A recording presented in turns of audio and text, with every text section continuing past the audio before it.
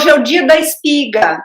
Hoje é o dia da espiga. E nós fomos à rua, né? Fomos à mata aqui perto de casa e fomos buscar, olha, fizemos um raminho. Então, o que é isto? Hoje é quinta-feira da Ascensão. Portanto, 40 dias depois da Páscoa, há a quinta-feira da Ascensão, quando, segundo a tradição cristã, Jesus subiu ao céu. Então, nós temos a tradição aqui de ser o dia da espiga. As pessoas vão aos campos, nós temos aqui mesmo ao lado, temos a sorte de morar mesmo ao lado de uma zona verde, de uma pequena floresta que há aqui ao lado, e vão apanhar plantas silvestres, que nós chamamos a espiga. E então este ramo tem basicamente 4 coisas. Tem que ter oliveira, a oliveira tem a ver com a paz, tem que ter alecrim, alecrim é uma erva muito usada para questões medicinais e por isso tem a ver com saúde. Depois temos as flores, tem a ver com o amor, com a alegria, e finalmente o trigo que é o pão. Então temos pão, alegria, saúde e paz. E, portanto, o que é que se faz a isto? Então, agora a gente vira assim e pendura atrás da porta. Da cozinha, por exemplo. Isso, fica pendurado atrás da porta durante um ano. Aí, no ano que vem, vamos buscar uma nova espiga. A cada novo ano, trocamos e ficamos em casa com esse símbolo da saúde, da paz, da prosperidade, do alimento, do que nos alimenta e da alegria, do amor. É lindo o ramo, não é? Isto foi apanhado na rua. Está cheio de flores porque estamos na primavera. Aqui a primavera é maluca, não é? Tudo rebenta, não é? Então nós vamos dar início à nossa conversa confinada de hoje, e que a pergunta é: e agora? O que se ganha e o que se perde? A ideia é nós pensarmos em conjunto um pouco sobre os impactos desse confinamento. Hoje estava a dar aulas e eu perguntei justamente isso às alunas. Olha, eu gostaria de saber, vou falar hoje, sobre o que se ganha e o que se perde com este confinamento, e queria que vocês, então, respondessem a isso. E eu vou dar, durante a nossa fala, algumas coisas do que os alunos disseram hoje. Não é, David? A primeira questão, Luz, eu acho que é preciso nós pensarmos que estamos numa perspectiva de mudança. E a primeira coisa que nós dizemos, mas a mudança não é de agora, sempre houve mudança. Nós estamos numa mudança que é talvez mais radical do que outras mudanças que nós fomos vivendo ao longo deste tempo. Luís de Camões, um grande poeta da língua portuguesa, há quem diga até que ele foi um dos fundadores da língua portuguesa. Luís de Camões tem um soneto fantástico. Mudam-se os tempos, mudam-se as vontades, muda-se o ser e muda a confiança. Todo o mundo é composto de mudança, tomando sempre novas qualidades. Aqui nós tivemos que fechar as escolas, totalmente uma mudança em que mudou mais rapidamente, mais radical do que aquilo que nós estamos habituados. Mas o chinês tem um livro chamado I Ching, e ele tem uma lei máxima por trás dele que ele diz: a única coisa imutável no universo é a própria mutação. Oi? De novo. A única coisa imutável no universo é a própria mutação. E o próprio I Ching mostra que tudo muda, mas não muda sempre do mesmo jeito. Mesmo que eu esteja parada na bicicleta, a bicicleta está sempre em movimento. Está sempre a caminho de, mesmo que eu esteja, portanto, é um equilíbrio que é dinâmico. Então, dentro dessa ideia de equilíbrio dinâmico. E ele diz também que há momentos que essa mudança ela é impulsionada por algum fator, ou por fatores que vêm e que nos uma mudança talvez mais radical. Isso para continuar falando do Luís de Camões, que é do século XVII, o I Ching, há 5.000 anos atrás, e que vem falando também da questão da única coisa imutável ser a própria mudança. A próxima conversa confinada é: será que Luís de Camões era budista? Pode ser. Olha, eu acho que não. Já vi teorias mais bonitas. Eu acho que não. Olha, será que a Terra é plana? Será que aí começa a ser mais complicado? Quem sabe? Bom, mas continuando, eu estava falando da questão do agora, lugar. Pensando agora mais em relação à escola, pensando nesta questão, o que é que nós ganhamos, o que é que nós estamos a aprender É claro que nós ganhamos e perdemos depende da nossa capacidade e então não ganhamos nada.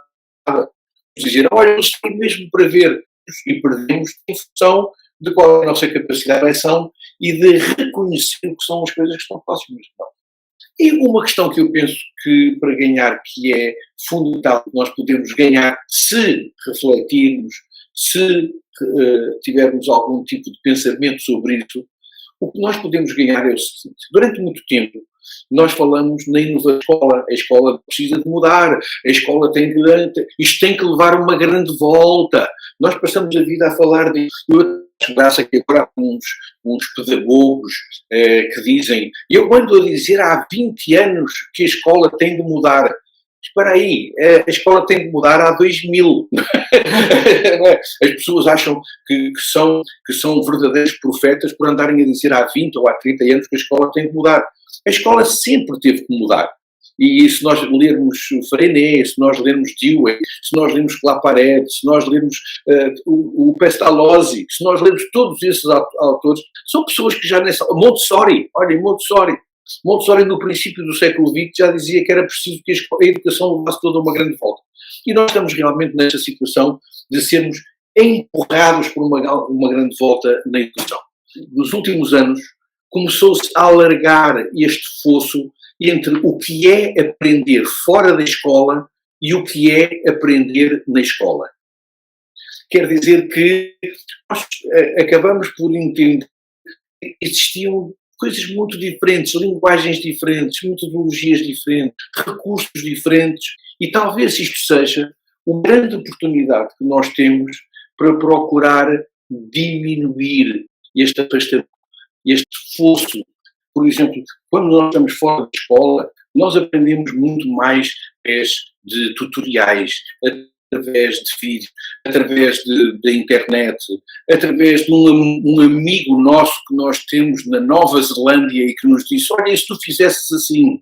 E nós aprendemos realmente de uma maneira fora da escola, diferente do que nós aprendíamos na escola. Porque na escola nós aprendíamos basicamente pela palavra, pelas aulas do professor, pelo manual, o sagrado manual, e o programa que estava na escola.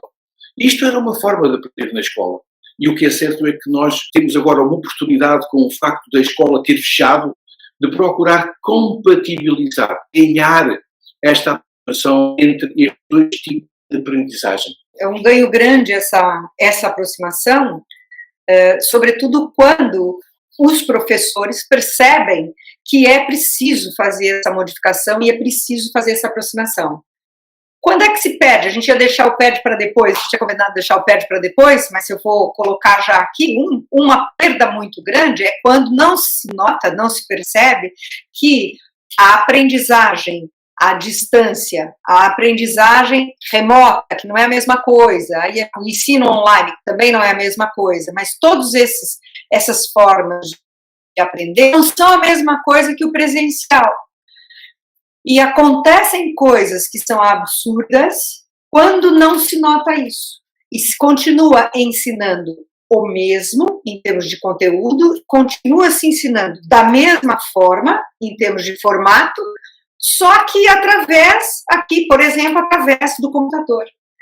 Eu tenho um exemplo de uma colega que está em desespero em casa, porque tem que acompanhar a filha que está no 2º ano da escola, e que a escola tem dado aulas exatamente como se estivesse presente. E, portanto, a menina tem que ficar sentada à frente do computador, fazer as atividades que o professor manda, preencher a ficha não sei das quantas, preencher o livro não sei do qual, para isso tem que fazer o download disso ou o download daquilo, tem que prestar atenção, tem que entregar o trabalho, que seria alguma coisa que se tivesse presencialmente o professor estaria olhando, o aluno estaria fazendo, e continua a escola a funcionar exatamente do mesmo jeito no 2º ano primário.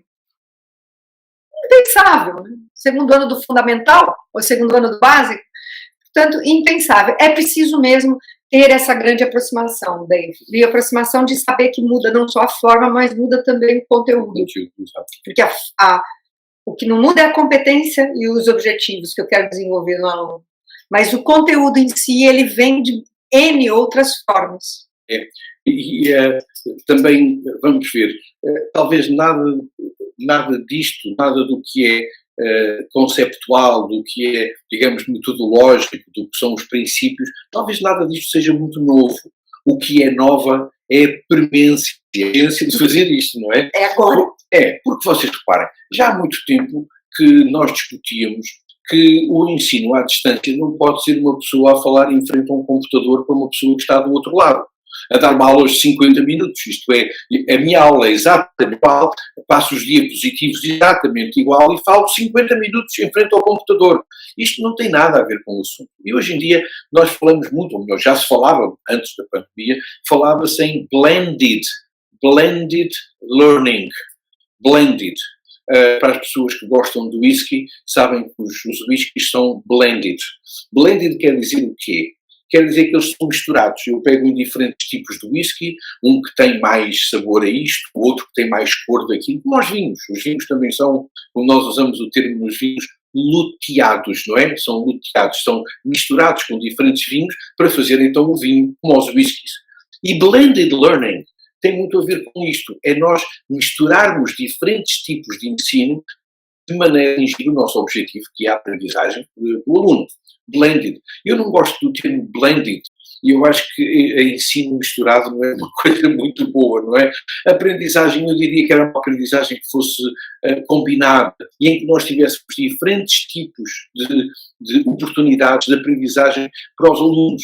E vocês reparem, eu posso dar uma oportunidade que tenha a ver com o ensino presencial e com o ensino remoto. Eu posso ter momentos presenciais e momentos não presenciais. Posso ter como suporte, posso ter suportes físicos. Podemos ter livros e podemos ter recursos digitais.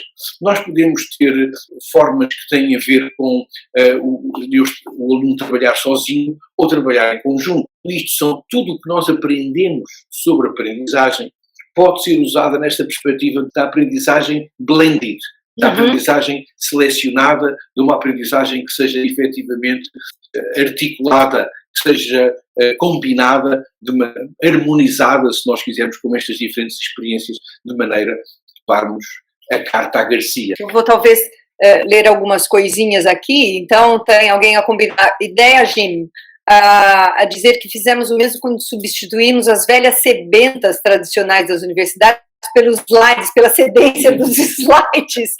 Não é isso mesmo, é exatamente isso. Ganhamos a oportunidade de reavaliar e de priorizar. Sim, ganhamos muito disso. Agora, sobretudo os alunos mais velhos gostam muito da questão da autonomia. Eu dizia que eu perguntei hoje de manhã para as minhas alunas do mestrado o que é que se ganhou e o que é que se perdeu. E elas disseram uma coisa muito interessante. Para já, a coisa mais interessante que elas disseram é que a gente ganhou em assistir a aula da professora Luzia de pijama e tomando pequeno almoço juntas.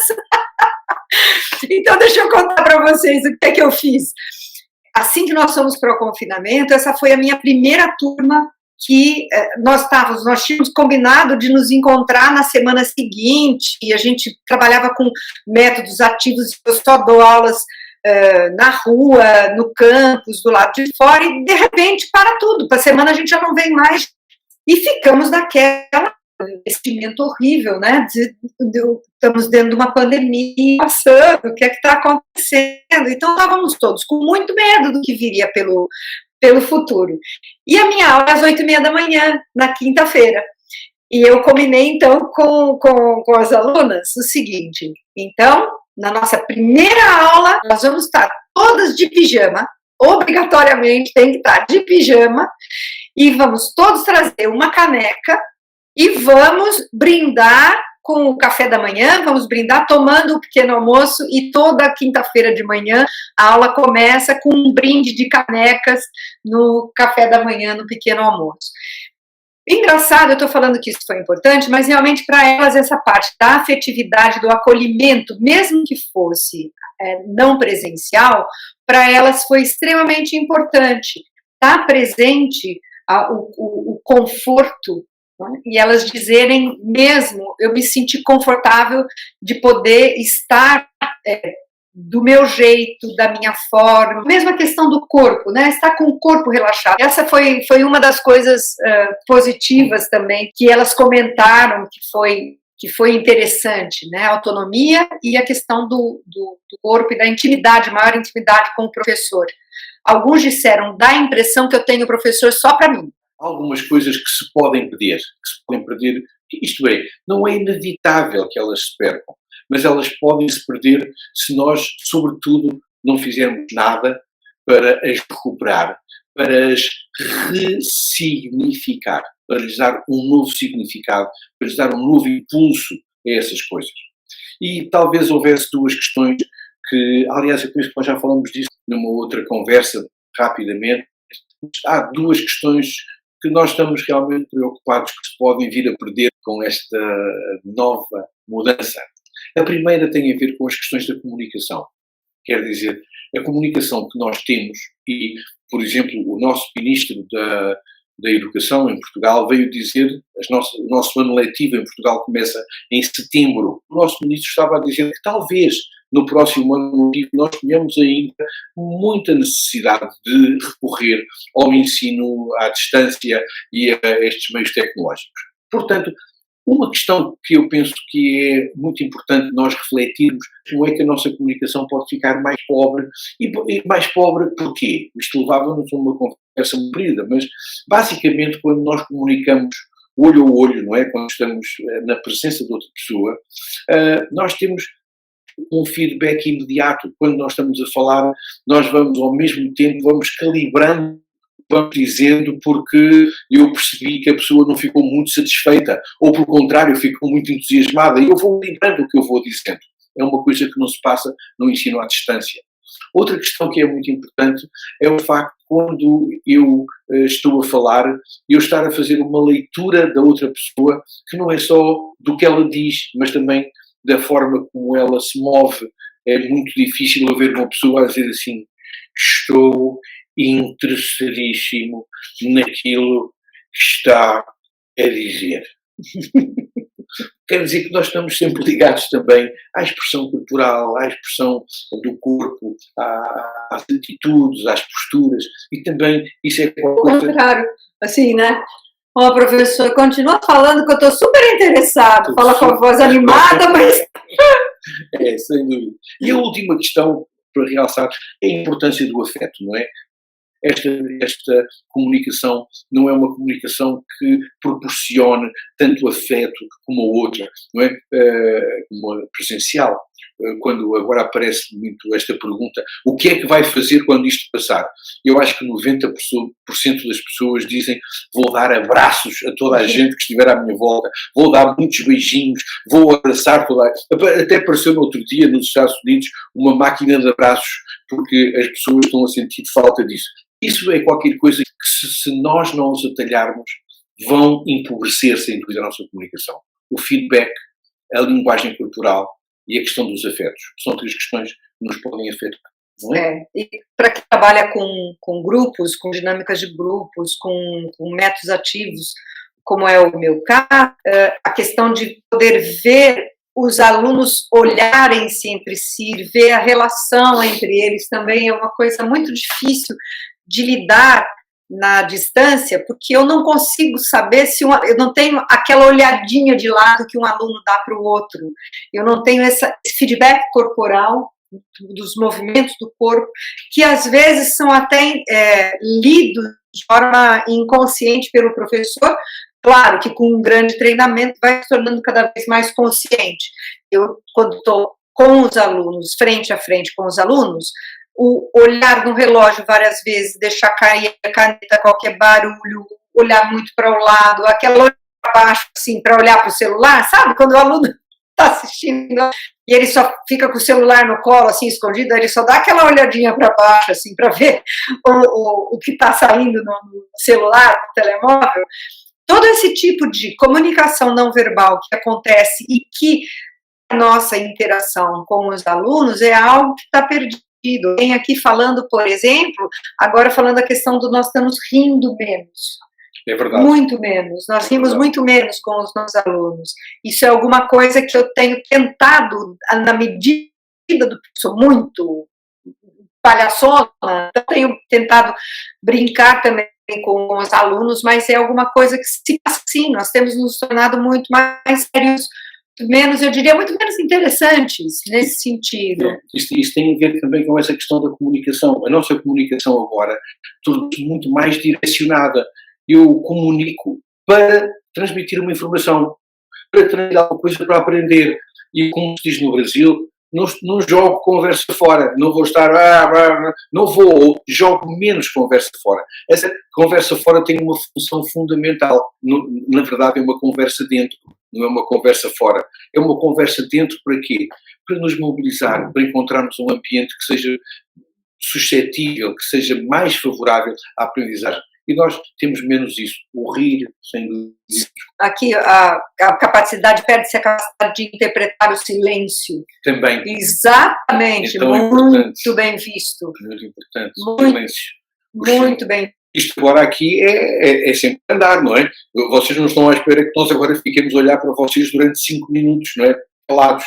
Não há silêncio aqui. Nós temos que preencher, é como se fosse um concreto, um cimento que nós temos que preencher o tempo todo da comunicação. E é isso mesmo. O comentário aqui é que a criança, muitas vezes, a leitura corporal fala até mais do que aquilo que a criança tenha dito. E isso é verdade. O corpo não mente. Não, o corpo fala e fala mesmo. E tendo essa leitura de corpo, quando o corpo todo não está, isso fica difícil. Agora, uma das coisas positivas é para o professor. Um ganho literal para os professores muito grande é a criatividade. Os professores foram obrigados a ter criatividade. Os que querem modificar a forma de ensinar e não querem ensinar igual ao que seria se estivesse presencial. Então, essa criatividade, ela foi levada ao extremo. A necessidade de ser criativo foi levada ao extremo. E, nesse sentido, tenho visto coisas absolutamente interessantes acontecer com as experiências destes professores. Outro dia, um professor pediu para os alunos olharem para o lado. Imagina, eu vou fazer isso com vocês agora, ok? Então, olhem para o lado de vocês, coisas que estejam mais ou menos à mão, ou que você tenha só que esticar um pouquinho para ir buscar. Não, eu não serve. Não pode ser. Tem que ser coisa. Não pode ser pessoa. Não pode ser pessoa, coisa. E pode ser o gato, o cão. O cão pode. O cão. Mas vá buscar alguma coisa que para você simbolize esse momento que nós estamos vivendo agora. Este momento, aqui, nesse momento, essa conversa confinada, vamos usar isso. Esta conversa que nós estamos tendo com você, eu e o Davi, estamos junto com você nesse momento, numa situação de confinamento, em que nós estamos próximos, mas estamos distantes, estamos ouvindo vocês por aquilo que escrevem aqui nos chats, aqui. Olha, por exemplo, o Domingos Rasteiro acabou de chegar aqui no YouTube, há outras pessoas, a Lúcia Canha, o Severino e a Kátia, que estão no Instagram, as pessoas que estão por aqui. Nesse momento nós estamos juntos, mas estamos separados. Então, eu queria que vocês fossem buscar, perto de vocês, ao alcance da mão, um objeto que para vocês simbolizassem este momento histórico que nós estamos vivendo nesse momento. 3, 2, 1. Bom, a partir daqui nós podíamos, se estivermos aula, e são, aliás, se vocês puderem dizer que objeto, comentar conosco, deixar no comentário, que objeto pegaram e o que é que esse objeto significa, nós poderíamos nos dividir em salas diferentes de conversas, ou então vocês poderiam escrever qual foi o objeto que foram buscar e o que esse objeto significa para você. Isso é Peguei uma meia, Gersone, minha aluna do mestrado da Lusófona, pegou uma meia, Gersone, muito bem. Mas o interessante, Gersone, agora é saber o que é que essa meia significa. Por que eu fui pegar a meia e essa meia significa esse momento que nós estamos vivendo para você? Porque isso vai trazer dados para a gente avaliar essa experiência. Se eu estiver aqui avaliando as conversas confinadas, esse poderia ser um dado de avaliação subjetiva em que nós podemos até repensar a forma como isso está sendo feito, repensar as metodologias, ver o que é mais importante para os alunos, fazer essa interação através do objeto. Se nós tivéssemos possibilidade de dividir em grupos, os pequenos grupos podiam conversar entre eles sobre por que é que um pegou um objeto, por que é que o outro pegou outro objeto, e o que é que aquele objeto significa, e a partir daí ir avançando. E nós poderíamos até avançar com perguntas. E o que é que esse objeto tem para te ensinar? E eu vou citar, por exemplo, engraçado, eu tenho aqui uma aluna que disse que foi pegar uma meia. E eu vou fazer uma brincadeira com a palavra meia. Nós estamos falando exatamente sobre o que se ganha e o que se perde.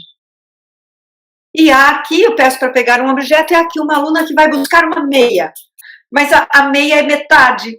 Mesmo que você tenha ido buscar um pé do par, é metade. E nós estamos também no momento de metade.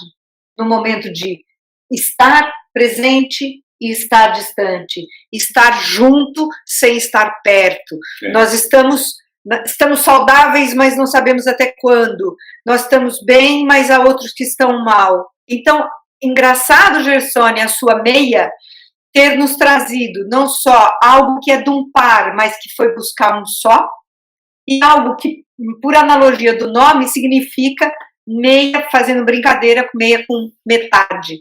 Isso é um exemplo de como a gente ganha no sentido da criatividade dessa professora que foi fazer esse tipo de jogo com os alunos. Nós tínhamos falado que havia duas questões, talvez centrais, em que nós podíamos, talvez, perder alguma coisa.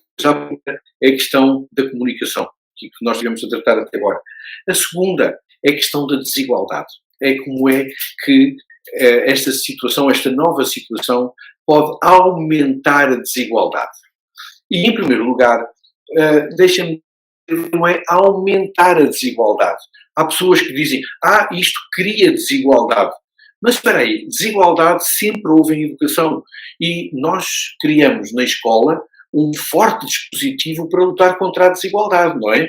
Agora, a nossa preocupação é, será que a desigualdade que já existia na escola vai ser reforçada por estes novos meios, por estas novas mudanças? Claro que pode, e temos que ter muita atenção a isso. Talvez a desigualdade mais fácil de resolver seja a questão do acesso às tecnologias, ainda que a imprensa está sempre muito preocupada com as crianças que não têm computadores, que não têm net. Isso é importante, sim, mas isso é talvez a dificuldade que é mais fácil de ultrapassar, porque isso resolve-se com um programa que forneça a todas as crianças esses meios. Só para vos dar um exemplo, a Câmara Municipal de Lisboa distribuiu 3.400 computadores por alunos carenciados. As juntas de freguesia estão a fazer isso. O Clube dos Rotários estão a fazer isso. Há muita gente que está a procurar colmatar esta dificuldade. Mas nós gostávamos de nos chamar a atenção para uma outra desigualdade que é muito importante. A criança fica mais em casa, fica mais dentro da cultura familiar. E o facto dela estar mais ligada à cultura familiar é um empobrecimento em relação ao que era a cultura da escola. A cultura da escola, por definição, é mais universalista, é mais global. É uma cultura que, de certa maneira, foi imaginada dentro da perspectiva da escola republicana. A escola republicana era a escola que dava a todos os alunos essa plataforma de conhecimento comum, e que lhes permitia, de certa maneira, enfrentar a vida em condições relativamente homogéneas, relativamente semelhantes. Ora bem, se nós retirarmos a escola deste puzzle, não é? deste quebra-cabeça, se nós tirarmos a escola daqui e a criança ficar mais confinada à cultura da família, isso é um empobrecimento. E agora imaginem duas situações. Imaginem uma criança pobre que fica confinada à sua família, uma família que não dá muita importância à escola, por exemplo, uma família que não tem condições para ela estudar dentro de casa, isto é, uma família que de certa maneira também não entende para que é que serve a escola. E este confinamento na escola é perigosíssimo para esta criança. Mas imaginem também uma criança que seja de uma cultura média alta, de uma família rica, etc., que pode ficar em casa 24 horas agarrado aos jogos de computador e que fica completamente confinada também nesse meio. E aqui nós percebemos que a escola, a ausência da escola presencial, se não for bem trabalhada, pode ser um aumento da desigualdade. Porque, por um lado, as crianças que vêm de meios mais desfavorecidos podem ficar ainda mais desfavorecidas por ficarem confinadas à sua família. E todas elas, sendo de famílias mais ricas e com melhor capital cultural, ou de famílias mais pobres e com menor capital cultural, todas elas vão perder por não terem acesso a esta universalidade do que é a cultura da escola. Não é? Isso é um empobrecimento grande ao nível da desigualdade e é uma questão que nós nos temos preocupado, porque já não são só as crianças que estão confinadas em casa, mas ficam confinadas à família. Imaginem, coitado de uma criança que fica fechada em casa com os dois pais que acham que a Terra é plana, ou que acham que a homossexualidade é uma doença contagiosa. E coitada dessa criança, se ela fosse à escola, tinha a oportunidade de ouvir outras coisas. Mas se ele só ficar em casa, ele está bem prejudicado e fica numa situação de uma enorme desigualdade, precisamente por ficar fechado, confinado, limitado à cultura da sua família. Uhum. Sim. Eu tenho um comentário interessante aqui do professor Antônio Castelo Branco, da Ferreira de Castro, do agrupamento de escola Ferreira de Castro, e que ele diz que, assim, que na escola dele há um tempo de 50 minutos só para jogar conversa. Ele é o diretor do agrupamento de escolas. Ferreira de Castro, em Sintra, exato, Portugal. Exato. A socialização e os afetos são importantes e só há uma aula por videoconferência semanal. O feedback tem sido muito bom. O António Castelo Branco é um diretor de um agrupamento de escolas e é uma das pessoas de referência, uma pessoa que tem feito um trabalho notável, numa zona muito difícil, não é? Uma zona, Sintra é uma zona também com uma grande heterogeneidade de meios sociais e o António Castelo Branco tem sido um daqueles diretores com um D grande. Um grande abraço, obrigado pela contribuição, grande abraço. Se alguém acreditava em ter ou dever ter turmas homogêneas, esperem por setembro, esperem para vir daqui a uns meses. As diferenças vão aumentar, a diversidade natural vai ter mais diversidade. Essa é a nossa primeira preocupação, diminuir a desigualdade, garantir o contato, comunicar, apoiar mais frágeis, normalmente os que são alvo de medidas seletivas e adicionais. Diz isso aqui no Instagram, o professor Antônio Castelo Branco, do agrupamento de escolas Ferreira de Castro. Uma questão muito importante que o professor António Castelo Branco chama a atenção é porque nós precisamos de apoiar todos, mas precisamos de apoiar principalmente os alunos que mais precisam. Há alunos que, se não tiverem apoio, não têm acesso à educação. E há outros alunos que, apesar de não terem esse apoio, conseguem mesmo assim, por causa do capital cultural das famílias, por causa do meio em que vivem, conseguem mesmo assim se ingrar e progredir na educação. E isso é muito importante. Nós temos que ter uma atenção toda particular em relação aos alunos que mais precisam da escola. Há alunos que sem a escola não conseguem chegar lá.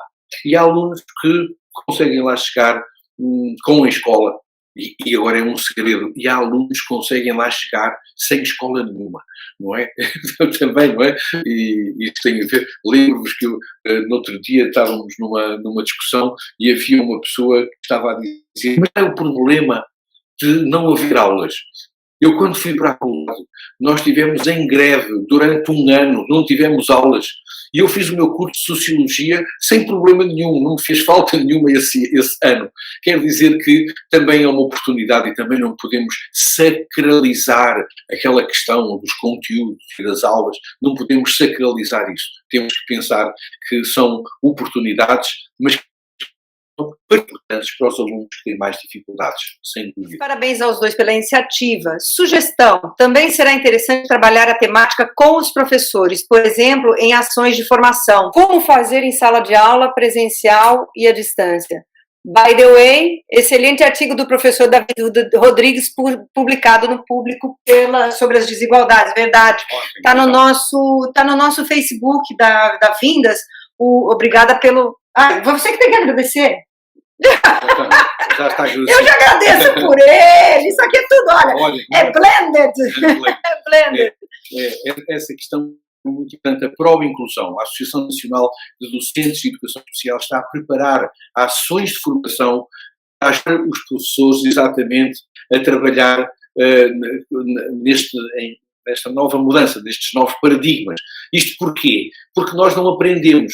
Nós fingimos que aprendemos, fingimos que sabemos, mas aquela história que contou há pouco a Luz de um professor que dava aulas de 50 minutos, esse professor urgentemente precisa de alguém que converse com ele e que diga: não é assim que se faz, podemos fazer de outra maneira. Muitos centros de formação vão estar e têm que pensar nesta nova realidade. Deixem-me dizer-vos, nós temos que ter confiança. Nós não somos os únicos inteligentes do mundo. Nós somos muito inteligentes, mas não somos os únicos inteligentes do mundo. E há muita gente, toda a gente está a pensar o que é que vai ser o dia da manhã, que formação é preciso fazer, como é que se vai fazer a avaliação, tanta coisa que nós estamos a pensar. E nós temos que aproveitar isso que nós podíamos chamar uma cognição coletiva. Temos que pensar o que é que nós podemos pensar melhor, pensando em conjunto. E acho que nós temos os dois imensa confiança naquilo que se vai passar. Vamos ter uns solavancos, vamos ter umas dificuldades, mas temos imensa confiança no que se vai passar. Quando nós conversamos com os professores, com os diretores de escola, desde a escola até a universidade, nós temos visto coisas fantásticas acontecer. E nós temos que valorizar esse lado positivo do que se passa. Isso vai ser e há de ser uma grande aprendizagem para todos nós. Confiança. Sim. Dizia a Úrsula aqui, a Mary, a nossa Mary dizia aqui no Instagram, dizia mesmo isso, né? Tomara que as diferenças aumentem, porque é com as diferenças que a gente aprende mais. Sim, a diferença sim, Úrsula, mas não a desigualdade, né? A desigualdade é que não pode acontecer, a diferença ela tem sim que acontecer, a desigualdade é que nós temos que tomar cuidado, porque o que acontece é assim, nós temos, imagina uma linha, né? Nós temos o aluno mais rico e o aluno mais pobre. E eu tenho o aluno mais rico escola e o aluno mais rico sem escola. O aluno mais rico com escola, o aluno mais rico sem escola. Depois eu tenho o aluno mais com escola, o aluno mais pobre sem escola. O aluno mais pobre com escola, o aluno mais pobre sem escola. E a desigualdade faz isso. A escola em si, ela é um fator que retira a igualdade que a e para o menos favorecido, a escola é que faz mais diferença. Muito bom. Okay. Deixa-me só lembrar, a próxima segunda-feira, hoje é quinta, na próxima segunda-feira, o programa e Contras é um dos grandes programas da televisão e esta discussão. Portanto, se assistir, acho que vai ser um programa bem interessante para nós termos noutro fórum estes assuntos que são cotidianos, que são o nosso dia-a-dia, as nossas preocupações. Sim, e com a presença do professor David Rodrigues. Muito bem. Não tinha mais quem convidar. Não tinha mais para convidar e disseram, olha, pode vir o David Rodrigues. Então, segunda-feira, nos prós e contras, o David Rodrigues, então, conversando sobre Covid e 19 e educação, com outras pessoas, tem outras personalidades, vão ter alunos, vai ter outras pessoas também que vão estar lá. Quinta-feira continuamos aqui, sempre com vocês, pelo menos até esse final. Angola continuam confinados e ansiosos pelo momento do reencontro físico com as nossas crianças. Nós também estamos aqui muito, muito ansiosos para esse reencontro com vocês. E estamos aqui, então, de quinta-feira, às 5 da tarde, e do Brasil, às 9 da noite em Portugal, às quintas-feiras estamos com vocês. As Conversas Confinadas ficam sempre no nosso canal do YouTube, e pediria para as pessoas que têm YouTube que pudessem nos seguir, que a gente pretende continuar essas conversas, tá bom? Pretendemos chegar a 5 milhões? 5 milhões de visualizações por dia. Por dia, por hora, 5 milhões, é qualquer coisa assim. É um objetivo bem ambicioso. Só que não. Um grande abraço. Tchau, gente. Fiquem bem. Tchau. Obrigada.